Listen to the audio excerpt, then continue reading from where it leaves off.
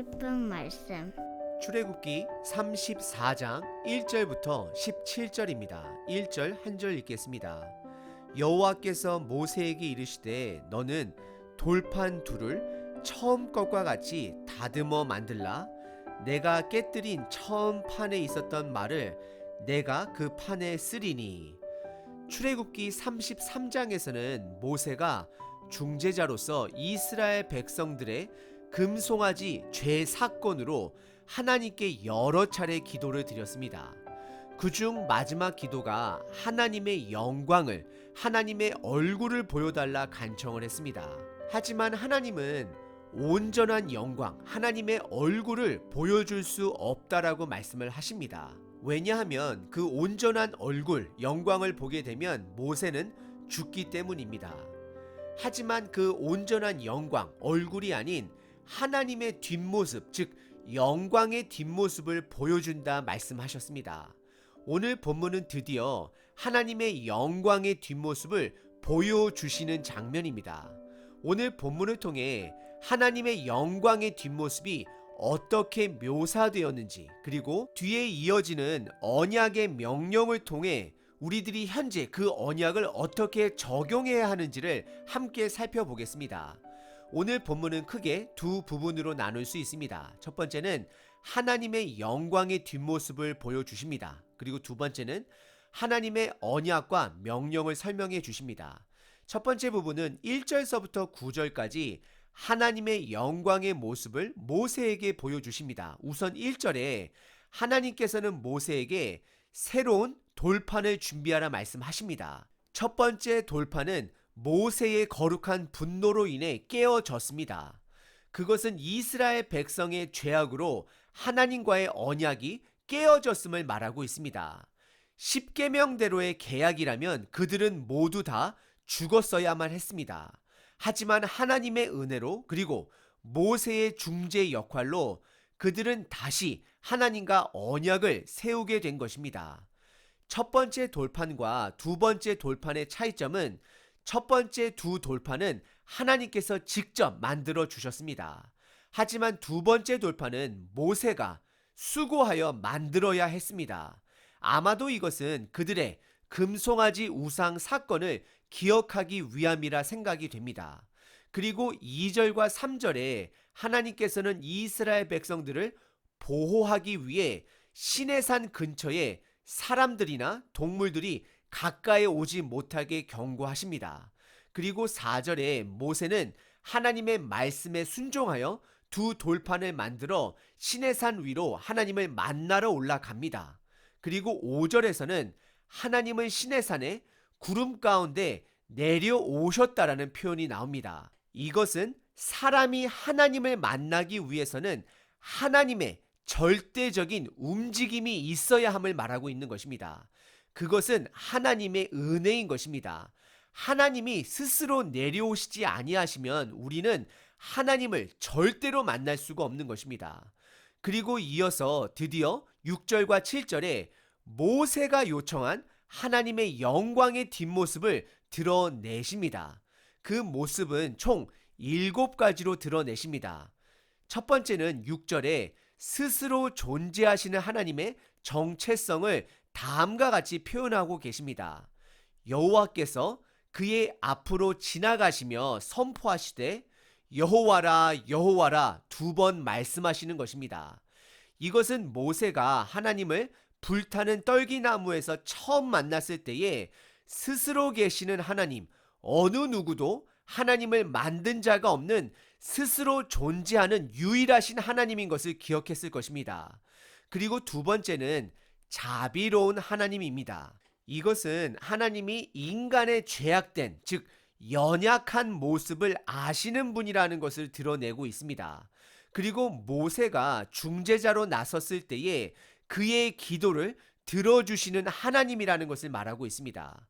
그리고 세 번째는 은혜로우신 분이다라고 말씀하고 있습니다. 즉 자격이 없는 자에게 사랑과 은혜를 베풀어 주시는 분이다라고 하나님 본인을 설명하고 있습니다. 지금 이스라엘 백성들은 하나님의 언약을 받을 자격이 없는 자이지만 하나님의 은혜로 그분의 사랑을 받게 되는 것이라 말씀하고 있는 것입니다. 그리고 네 번째는 노하기를 더디하는 분이라 말씀하십니다. 이것은 글자 그대로 하나님은 오래 참으시는 분이심을 말씀하고 있습니다. 그리고 다섯 번째는 인자와 진실이 많으신 하나님이라 고백을 하십니다. 인자라는 것은 원어로 헤세드로서 언약에 기초한 불변한 변하지 않는 사랑을 나타낼 때 사용하는 단어입니다. 그래서 여섯 번째가 바로 용서입니다. 하나님께 우리의 죄를 고백한다면 하나님께서는 언약으로 인해 우리의 죄를 반드시 용서하신다라는 것입니다. 하지만 하나님의 성품은 여기에서 끝나지 않습니다. 7절에 보시면 하나님은 그 인자를 1000대까지 베푸시지만 아버지의 악행은 3, 4대까지 보응한다 말씀을 하십니다. 우선 먼저 하나님의 인자하심은 1000대까지 베풀어 주시는 분이라는 것을 먼저 기억하시길 바랍니다. 하지만 악행은 3, 4대까지 보응하신다라고 말씀을 하십니다. 그 당시 사람들은 3, 4대가 함께 살았습니다. 그리고 그들의 죄악성은 온 가족들이 함께 범할 때가 많았습니다. 그래서 3, 4대를 심판하신다라는 것은 3, 4대가 함께 사는 그 가족을 심판한다라는 말씀인 것입니다. 그래서 일곱 번째 하나님의 성품은 심판하시는 하나님이라는 것을 우리들이 반드시 기억하셔야 합니다. 구원에는 항상 심판이 함께 존재합니다. 예수님께서 두 번째 오시는 날 저희들이 언제가 될진 모르지만 온전한 구원과 온전한 심판이 함께 이루어진다라는 사실을 반드시 기억하셔야 합니다. 하나님께서는 총 7가지 성품으로 그의 영광을 모세에게 보여주셨습니다. 그러자 모세의 반응은요, 8절에 보시면 급히 땅에 엎드려 경배하며 9절에 너무나도 익숙한 모세의 기도가 나옵니다. 33장에서 자주 반복되어졌던 기도 문구입니다. 내가 주께 은총을 입었거든 원하건대 우리와 제발 좀 동행해 주십시오. 그리고 목이 뻣뻣한 백성들을 용서해 주십시오. 우리 모두를 하나님의 백성으로 여겨주시고 삼아주십시오라고 기도를 하게 됩니다. 오늘 본문의 첫 번째 부분은 시내산 위에서 정작 모세의 요청대로 하나님의 영광을 7가지 성품으로 모세에게 보여주었습니다. 하지만 정작 그것을 요청한 모세의 반응은요, 땅바닥에 엎드려 그것을 온전히 보지 못하는 모세의 모습을 저희들이 확인할 수 있습니다. 오늘 본문이 구약에서 가장 처음으로 하나님의 전체적인 온전한 성품을 드러낸 구절이 아닌가 생각이 됩니다. 그 7가지 성품을 다시 한번 살펴보시면요. 첫 번째는 스스로 존재하시는 하나님, 두 번째는 자비로우신 분, 세 번째는 은혜를 주시는 분, 네 번째는 노하기를 더디하시는 분, 다섯 번째는 인내하시는 분, 즉 헤세드, 언약적인 사랑을 하시는 분, 여섯 번째는 그래서 용서하시는 분, 하지만 마지막 7번째는 죄악은 반드시 심판하시는 하나님이라는 것을 드러내고 계십니다. 우리는 예수님을 통해 총 이 7가지의 성품을 발견하게 됩니다. 예수님께서 이 땅에 오시는 날, 두 번째 오시는 날, 그날이 바로 우리의 온전한 구원의 날이자 믿지 않는 자들에게는 온전한 심판의 날이 될 것입니다. 그리고 오늘 본문의 두 번째 부분은 10절서부터 17절까지 하나님의 언약을 하나님께서 선포하십니다. 10절에 모든 민족 앞에서 다시 언약을 세우신다 말씀을 하십니다. 그리고 11절서부터 14절에 가나안 땅에 어떤 민족들과도 조약을, 언약을 맺지 말라 명령하십니다. 그 이유는 가치관이 다른 그리고 우상 숭배를 하는 민족들과 조약을 맺을 경우에는 12절에 그것이 그들의 올무가 될까 한다 말씀을 하고 계십니다. 이것은 하나님의 경고인 것입니다. 실질적으로 나중에 여호수아가 기브온 주민들의 속임수로 인해 그들과 조약을 맺게 됩니다. 하지만 그 조약으로 인해 나중에 큰 어려움을 겪는 사건들이 등장합니다. 그리고 13절과 14절에 그들과 조약을 맺지 말아야 할 것뿐만 아니라 그들의 예배 장소까지 없애야 함을 명령하십니다. 그리고 하나님은 질투하는 하나님이라 그들에게 하나님을 표현하고 계십니다. 하나님은 어느 누구보다도 이스라엘 백성들을 너무나도 잘 아십니다. 그들의 죄악됨을 너무나도 잘 아십니다. 그래서 그들이 가장 잘 이해할 수 있는 언어로 질투하는 하나님이다 라고 표현하시는 것입니다. 이것은 결혼에 비유하자면 남편의 마음인 것입니다. 사랑하는 아내가 다른 남자들을 만나고 다니면 당연히 남자는 질투와 화를 내는 것이 정상입니다. 하나님이 사용하시는 질투하시는 하나님이라는 것은 구별된 관계에서 오시는 하나님의 성품인 것입니다. 그리고 하나님께서 우상들의 예배 장소를 다 없애라고 명령하신 것은 이스라엘 백성들이 모세의 부재 중에 금송아지 우상을 만든 것을 보면 그들의 죄악됨을 너무나도 잘 알 수 있는 것입니다. 이들은 우상이 없는 가운데서도 우상을 만들었던 자였습니다. 하지만 만약에 우상이 그들 눈앞에 있다라면 이들은 결국 우상들을 섬기게 될 것이라는 것을 하나님께서는 어느 누구보다도 잘 알고 계셨습니다. 그래서 15절에 다시 한번 이방 민족과는 언약도 조약도 세우지 말라 경고하고 계시는 것입니다. 그 이유는 가나안 땅의 우상들의 문화는요 음란했고 본인들의 자식을 바치는 자들이었기 때문입니다. 그들의 제사를 보고 그들의 제사 음식을 먹다 보면 결국 그들과 결혼하는 자녀들도 생기고 그러다 보면 그들 또한 음란한 우상들을 음란하게 섬기게 된다는 것을 그들에게 미리 경고하고 계시는 것입니다. 그래서 17절에 다시 한번 신상들을 부어 만들지 말 것을 명령하십니다.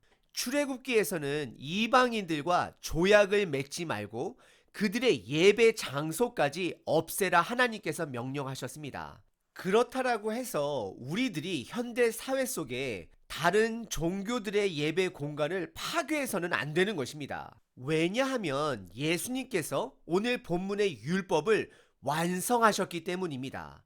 예수님이 완성하신 율법은 인간적인 힘이 아닌 사랑으로만이 이 세상을 정복해야 됨을 말씀하고 계십니다.